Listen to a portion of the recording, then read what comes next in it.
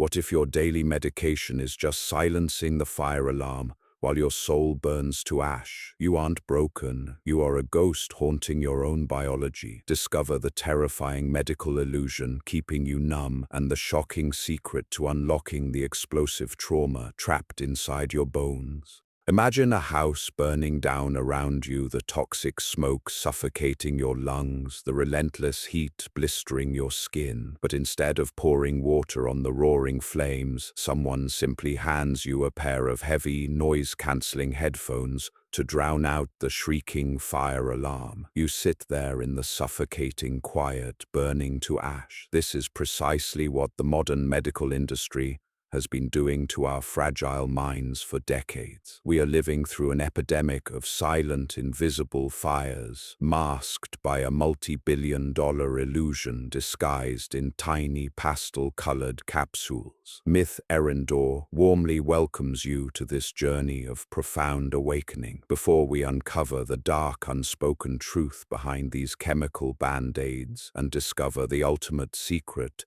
to reclaiming our hijacked bodies, please take a moment to subscribe to our channel. Your support is the vital heartbeat that gives us the motivation to bring you more profound, life-altering truths in the videos to come. We exist in a seemingly advanced era that treats the agonizing cries of the human soul like a mere bacterial infection. Locate the pain, prescribe a chemical weapon, and pray it vanishes into the void. Millions of prescriptions for selective serotonin reuptake inhibitors, Prozac, Zoloft, Paxil, are blindly handed out every single year with a quiet, sinister promise they will finally turn off your unbearable feelings. But when we dare to gaze deeply into the terrifying abyss of post-traumatic stress disorder and those soul-crushing psychological wounds, this fragile chemical illusion shatters completely. Dr. Bessel Kolk, in his monumental and heartbreaking work, The Body Keeps the Score, tore down this medical facade by revealing a merciless truth. You cannot cure trauma with a pill because trauma is fundamentally not a transient chemical imbalance that can be artificially leveled out. Yes, antidepressants might file down the razor-sharp edges of your daily misery. They might blur the paralyzing panic just enough to let you drag your heavy bones out of bed in the bleak morning. But they are only freezing the surface. Using medication to extinguish trauma symptoms is exactly like ripping the wires out of that fire alarm. The agonizing noise stops, but the flames are still relentlessly devouring the walls of your interior world. To understand why these pills and even our most celebrated and expensive talk therapies fail us so tragically, we must look at trauma through the unforgiving lens of neuroscience. When an unimaginable terror strikes, the memory is not neatly filed away in the prefrontal cortex, the logical linguistic center of our brain where we use language to analyze and rationally understand our lives. It bypasses human reason entirely. It sears itself violently into the primal survival brain, specifically the amygdala, our deepest biological smoke detector. For those carrying the heavy, invisible chains of trauma, this alarm system is permanently fused in the on position. Your biological machinery constantly screams of imminent death, triggering violent primitive urges to fight, flee, or freeze, even if the actual threat vanished into the shadows decades ago. This brings us to the greatest arrogance of classical psychotherapy, the naive belief that you can simply use logic to reason with a terrified, hyperventilating nervous system. You cannot use top-down thinking to command a racing heart to stop beating out of its chest, or order your rigid muscles to suddenly relax when your amygdala is screaming that a predator is at your throat. For the traumatized, the fear is no longer a distant, fading memory from the past. It is a visceral, agonizing experience of the present moment, lingering in every shallow breath, every sudden stomach cramp, and every sleepless, sweat-drenched night. Therefore, we must embrace a radical paradigm-shifting truth if we ever hope to heal. True Lasting recovery demands a bottom-up intervention. We cannot think or medicate our way out of our trauma. We must physically feel our way out of it. The ultimate goal is not to force a psychological amnesia of the past or to chemically numb the present reality, but to gently, patiently teach a terrified nervous system how to feel genuinely safe inside its own physical skin right now. Only when the physical body finally stops broadcasting signals of apocalyptic danger can the mind find the sacred, quiet space to piece together its shattered fragments. This is the greatest revolution in the history of trauma healing, walking away from the futile attempt to fix a broken brain with synthetic chemicals and beginning the beautiful, courageous act of inviting a frightened body back into the warm safety of the present moment. Inviting that frightened body back into the safety of the present moment requires us to first confront the suffocating void of numbness we constructed just to survive. When the overwhelming agony of a traumatic event shatters our defenses, the nervous system often makes a tragic but brilliant calculation. If feeling the pain will destroy us, we must simply stop feeling altogether. We become ghosts, haunting our own physical machinery. We sever the delicate, invisible cables that connect our conscious awareness to our gut, our heart, and our lungs. This profound disconnection manifests as a devastating condition known as alexithymia, an agonizing inability to identify, describe, or even locate the emotions churning inside us. When you ask a traumatized individual what they are feeling, the silence that follows is not a stubborn refusal to communicate. It is a literal, terrifying blindness to their own internal landscape. They look inward and see only a bleak, impenetrable fog. This chronic dissociation turns the human body into an abandoned house. You might walk around, eat, work, and force a hollow smile for your colleagues, but no one is truly living inside. The tragedy of this survival mechanism is that by shutting down the pathways of unbearable pain, we simultaneously annihilate our capacity for joy, connection, and physical pleasure. The numbed body cannot feel the warmth of a lover's touch, the deep satisfaction of a full breath, or the quiet, grounding pull of gravity. We are left drifting in an agonizing state of perpetual unreality, observing our lives through a thick sheet of dirty glass. The medical world often interprets this profound emptiness as clinical depression, immediately reaching for the prescription pad to artificially stimulate a deadened system. But the soul is not depressed. It is in hiding. It has retreated to the deepest, darkest corner of the biological basement to escape the fire. Therefore, the foundational step of genuine trauma recovery is the slow, painstaking,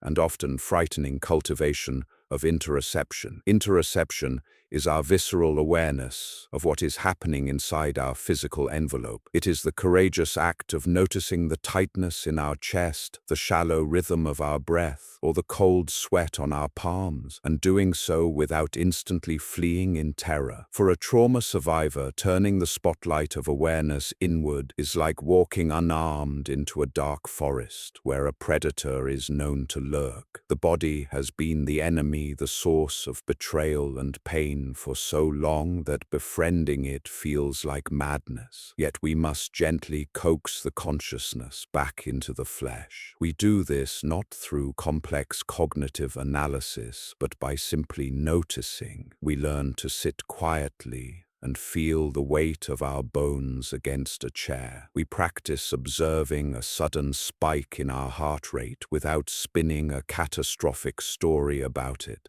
It is an excruciatingly vulnerable process of reclaiming territory inch by inch, slowly proving to our terrified nervous system that the devastating storm of the past has passed. We are ultimately undertaking the delicate, deeply human practice of learning to listen to the whispers of our biology before they escalate into screams. Listening to these fragile whispers of our biology is the necessary foundation, but to truly transform those screams, we must actively release the explosive trapped energy sleeping in our muscles. The visceral terror of trauma is not a metaphor. It is an immense, unspent kinetic force. When an inescapable threat occurs, the body summons a colossal wave of adrenaline and cortisol to fight or sprint for survival. But when we are trapped, held down, or paralyzed by childhood helplessness, that massive wave of survival energy never breaks. It freezes mid-air, locking itself into the fascia, the gut, and the rigid posture of our chronically tense shoulders. This is why merely talking about the trauma week after week can sometimes feel like uselessly chipping at an iceberg with a spoon. You are recounting the horror, but the physical energy of the terror remains stagnant, locked in a physiological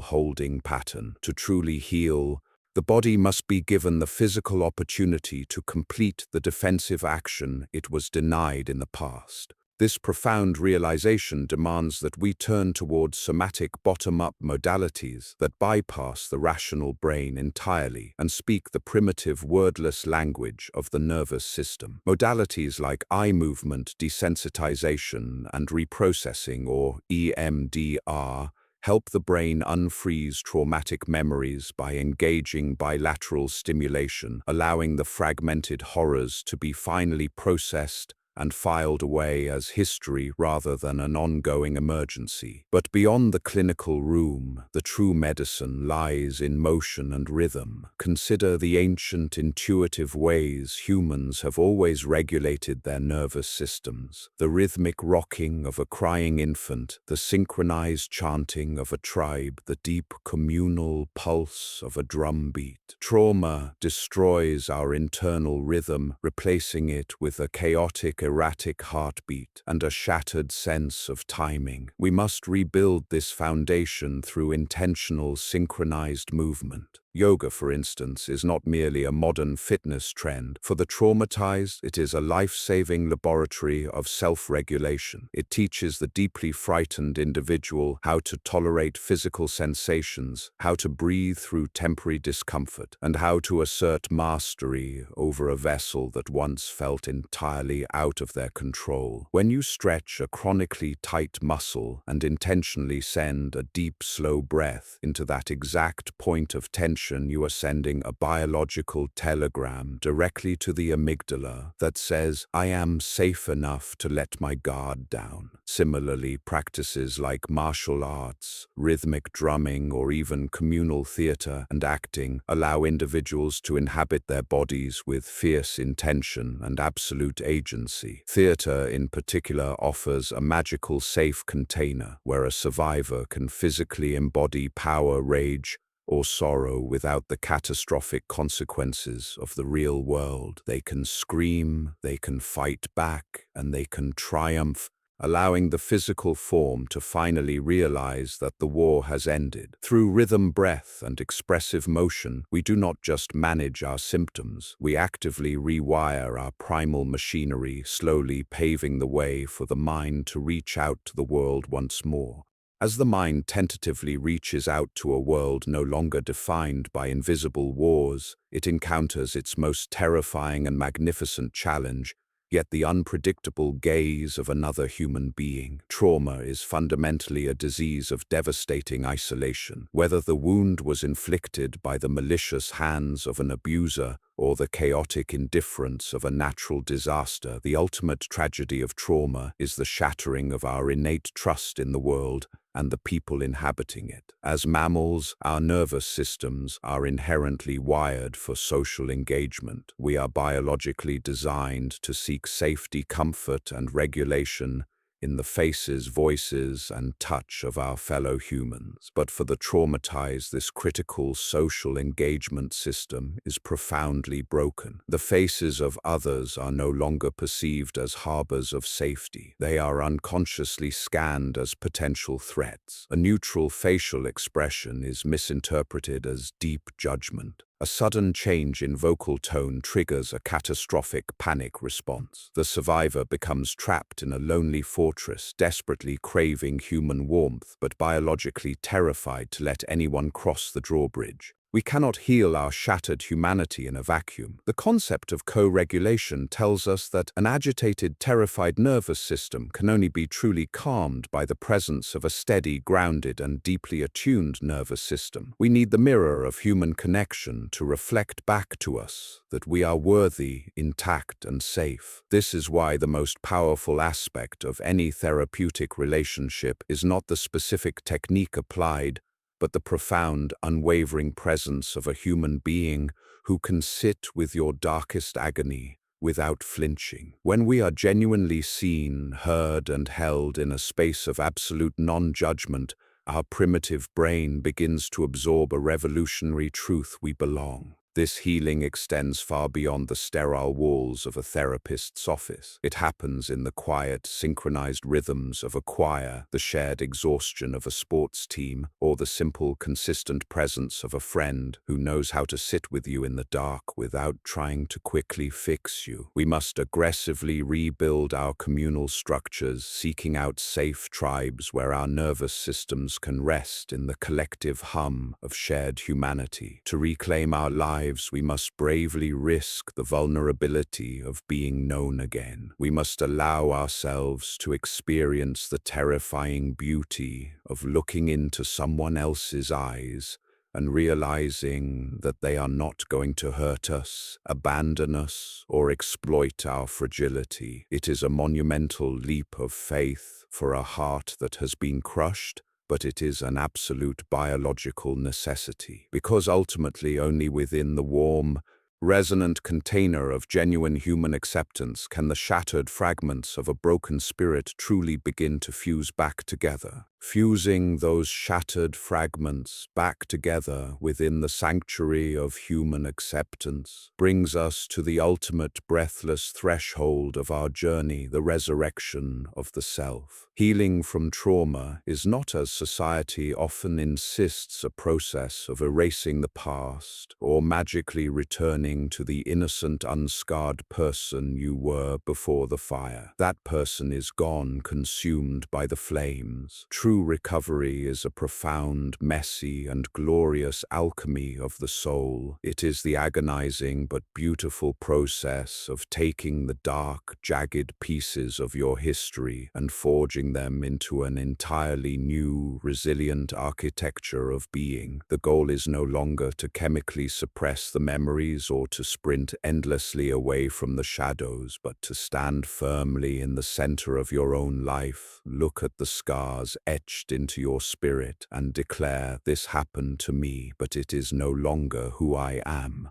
When the body no longer acts as a ticking time bomb of unexpressed terror, a miraculous space opens up within the mind. The hyper-vigilant surveillance camera that constantly scanned the horizon for doom slowly powers down. In its place, the capacity for imagination, creativity, and deep, unbridled joy begins to bloom. You transition from merely surviving your days, gritting your teeth through a fog of anxiety, to actually living them. You begin to notice the golden slant of evening sunlight, the rich taste of your food, and the intoxicating feeling of your own lungs filling deeply with air without the immediate urge to panic. The past transforms from an ever-present, suffocating monster into a historical narrative, a painful chapter in your epic story, but a chapter that you have finally finished reading. This journey requires an almost unimaginable reservoir of courage. It asks you to feel the things you swore you would never feel again, and to trust a body that once felt like a treacherous cage. But the reward at the end of this dark, terrifying tunnel is the greatest prize a human being can claim: absolute ownership of yourself. You become the undisputed author of your own existence, capable of immense empathy empathy precisely because you have navigated the deepest abysses of human suffering. As we continue to explore the magnificent complexities of the human mind and body here at Myth Eryndor, remember that your pain is not a permanent life sentence, nor is it a sign of weakness. It is merely the raw, untreated material waiting for your courage to transform it into wisdom. The fire may have burned down the house you once knew, but you survived. And now, with both feet firmly planted on the earth and a heart beating steadily in the present moment, you have the magnificent power to rebuild.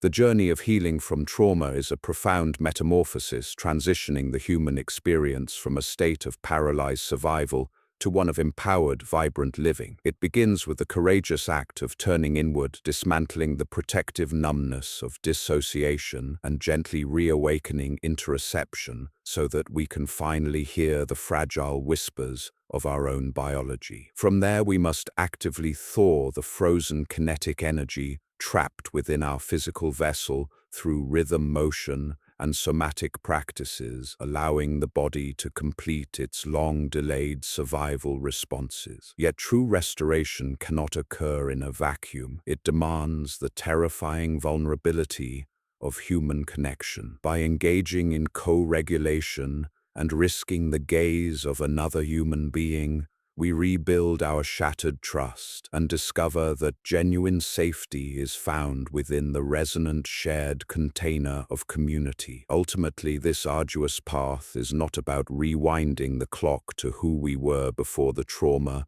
but about embracing the alchemy of the soul. We take the jagged, burned fragments of our history and forge them into a resilient new architecture of being. Trauma may have shattered our initial foundation, but the courage to confront it grants us absolute ownership of our existence, transforming unspeakable pain into profound wisdom and a deep, unbridled capacity for joy. The profound lesson and practical application. The deepest lesson hidden within the architecture of trauma is that true healing cannot be rationalized through the mind alone. It must be felt, moved, and experienced through the body and in the presence of others. Your pain is not a permanent life sentence, nor is it a personal failing. It is simply trapped survival energy waiting for a safe release. To apply this to your daily life, begin by shifting your focus from fixing your thoughts to befriending your physical body. Start with micro moments of interoception. Take 60 seconds a day to simply feel the weight of your feet on the floor, the texture of a cup of tea in your hands, or the rhythm of your breath, doing so without judgment. Incorporate synchronized movement into your routine, whether it is yoga, walking, or simply swaying to a steady beat to help discharge stagnant stress. Most importantly, actively resist the trauma-driven urge to isolate. Seek out small, safe moments of human connection, sharing a quiet coffee with a supportive friend or joining a local community group, and allow yourself to be seen. You do not have to conquer your past all at once. You only need to take one small, rhythmic step back into the safety of the present moment. Question for you. What is one simple physical activity or daily habit that helps you feel grounded and calm when life becomes overwhelming? Please share your perspective in the comments section below. Your experiences are incredibly valuable, and by sharing them, we can build a supportive space where everyone can learn from and inspire one another. If you found value in this video and want to explore more of the mind and body with us, please hit the subscribe button. Your support means the world to us and gives us the motivation to keep creating meaningful, deep content for you here at Myth Eryndor.